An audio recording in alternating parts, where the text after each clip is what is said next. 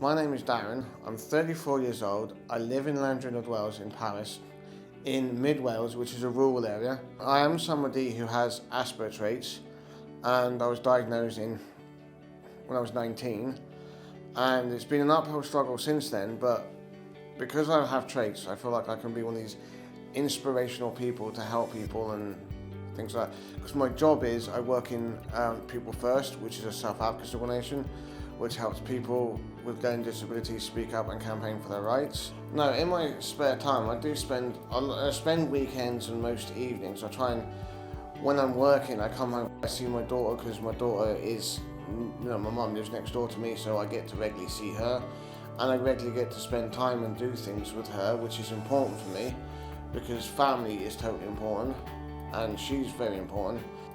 I mean, I've tried to get myself into full-time employment, because now I have 2 children. It feels like that I should be more of a father and start providing for them for the future.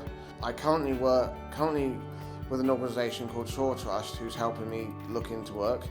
I want to go into retail because I love that sort of work. You get to work with a load of other people and customers, and you get to talk to people, and it's great rewarding knowing that people come in and want to buy stuff and that you're providing a good service.